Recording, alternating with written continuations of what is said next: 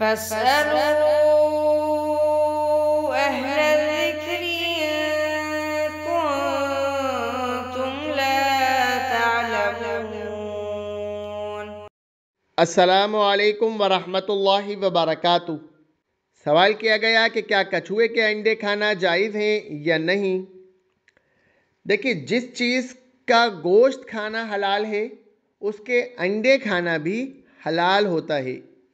اب کچھوے کا گوشت کھانا حلال ہے یا نہیں، اس مسئلے میں ائمہ کے درمیان ہمیں اختلاف ملتا ہے۔ احناف کے نزدیک مچھلی کے علاوہ سمندر میں تمام جانور حرام ہیں، اور مچھلیوں میں بھی وہ قید لگاتے ہیں کہ مچھلی غیر طافی ہونا چاہیے۔ طافی مچھلی ان کے نزدیک حرام ہے۔ طافی مچھلی کیا ہوتی ہے؟ طافی مچھلی وہ ہوتی ہے جو اپنی طبعی موت مر گئی ہو اور مر کر اوپر الٹی تیر رہی ہو، تو اس حالت کے اندر وہ کہتے ہیں کہ اگر مچھلی طافی ہے تو وہ بھی حرام ہے۔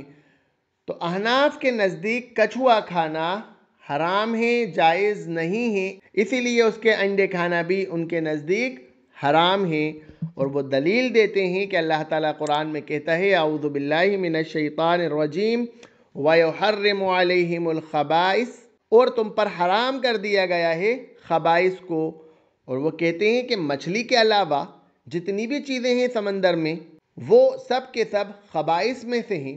انسان کی طبیعت اس کو دیکھ کر گھن کھاتی ہے، اسی لیے وہ خبائث میں سے ہیں اور اس کو کھانا وہ کہتے ہیں کہ جائز نہیں ہے۔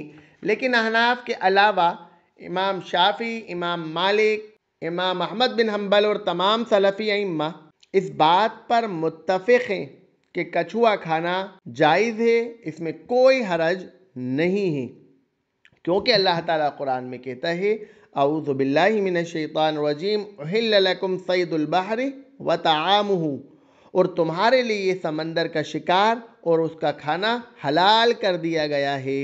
تو اس دلیل کی بنا کے اوپر وہ کہتے ہیں کہ سمندر کے اندر جتنی چیزیں ہیں سب کے سب حلال ہیں، سوائے اس کے کہ کسی کی حرمت ہمیں حدیث سے پتہ چل جائے۔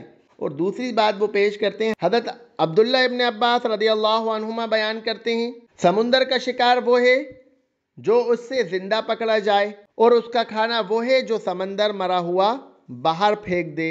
تو اس دلیل کی بنا کے اوپر وہ کہتے ہیں کہ سمندر کا مردار بھی حلال ہے اور سمندر کا شکار کر کے کھانا بھی جائز ہے، اس میں کوئی حرج نہیں ہے۔ تو اس دلیل کی بنا کے اوپر وہ کہتے ہیں کہ کچھوا کھانا جائز ہے، اس میں کوئی حرج نہیں ہے۔ لیکن جو ائمہ کچھوے کے جواز کے قائل ہیں اس میں سے کچھ ائمہ اس بات کے قائل ہیں کہ کچھوے کو ذبح کر لینا چاہیے۔ وہ کہتے ہیں کہ کچھوے کھانے سے پہلے اس کو ذبح کرنا شرط ہے، وہ ذبح کی شرط لگاتے ہیں، لیکن اس کے حلال کے وہ قائل ہیں۔ پھر ائمہ نے کہا کہ احتیاط کا پہلو ہے کہ اسے ذبح کر لیا جائے، لیکن اس کو کھانا جمہور ائمہ کے نزدیک بالاتفاق حلال ہے۔ تو اسی لیے اس کے انڈے کھانا بھی جمہور ائمہ کے نزدیک جائز ہے، سوائے احناف کے ائمہ اس چیز کی ممانعت کے قائل ہیں۔ وآخر دعوانا ان الحمد للہ رب العالمین۔